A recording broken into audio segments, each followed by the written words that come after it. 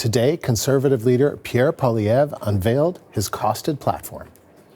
We will get Canada building again with a new Conservative economic action plan to unleash our vast resource wealth, build major new infrastructure, bring back investment, and turn Canada into the richest country in the world.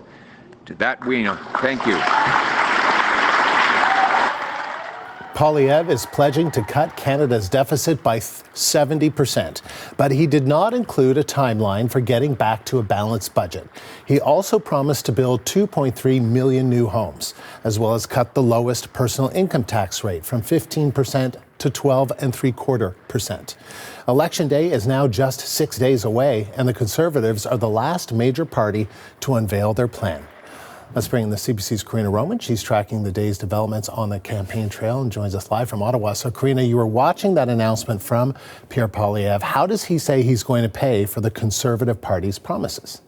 Well, first of all, Pierre Poilievre says that he's going to cut unnecessary spending. So have a listen to how he detailed what is unnecessary. This is my plan for change.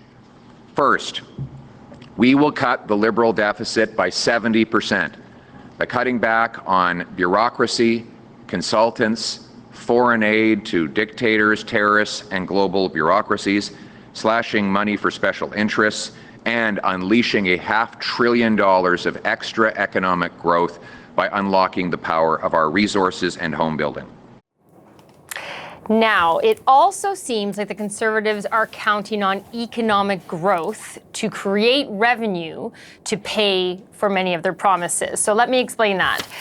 In the revenue column, and there are actually numbers we had to go through. In the revenue column of their platform, not on the expenditure column, on the revenue column, they list a multitude of tax cuts and measures that will actually cost money, but because they're predicting that these measures will spur economic growth and therefore increase government revenue, they have booked them on the revenue side as revenue generators, and basically assuming that this economic growth will happen, that it's guaranteed.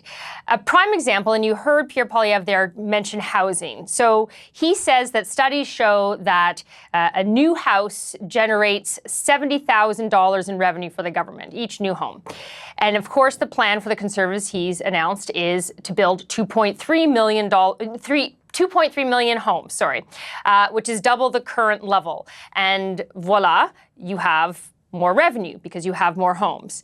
But he also is saying that there'll be revenue from repealing Bill C-69, eliminating clean electricity regulations, scrapping the capital gains tax changes, and so on.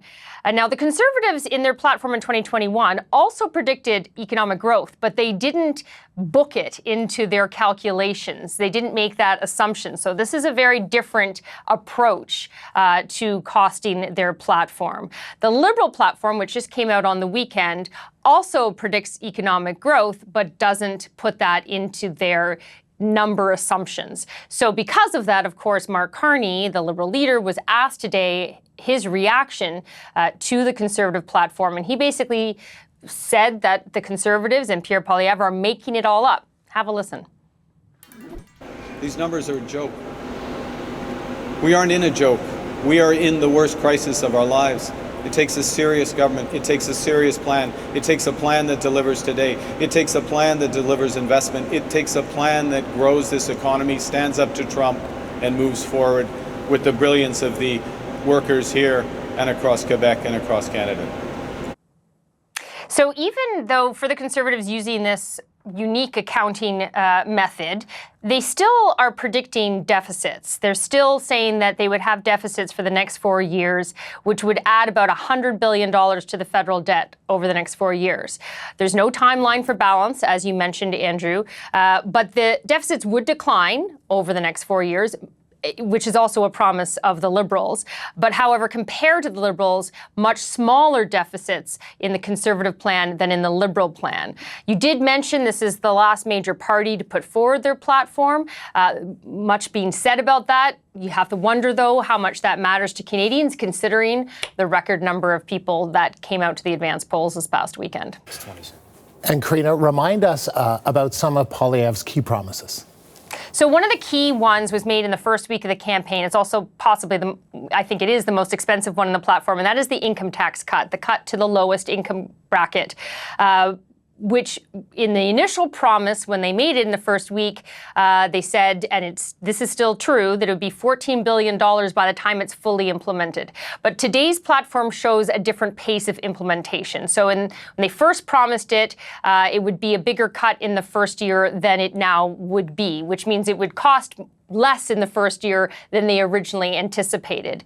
So there's some differences from when they actually made the announcement to what they're putting out today. They also have lots of money for rebuilding the military, defense spending, cutting GST on new homes that are under $1 million, defunding the CBC. They also have some interesting new measures that perhaps we haven't heard before or paid attention to before, including eliminating the university degree requirements for some or most, actually, federal public service jobs. Of course, there's a mention of cutting foreign aid, although there's no specifics in this platform on which countries really would face that. And that the Conservative government would honor the existing federal agreements on childcare, dental care, and pharmacare, but it's not quite clear what it would mean for people who have yet to join those programs. They also have a measure that basically promising to never increase taxes. They would pass something called a Taxpayer Protection Act, which would ban new or higher federal taxes unless agreed upon by taxpayers in a referendum. So lots of stuff in there, but we've been focusing mostly on the numbers and trying to see if the math adds up.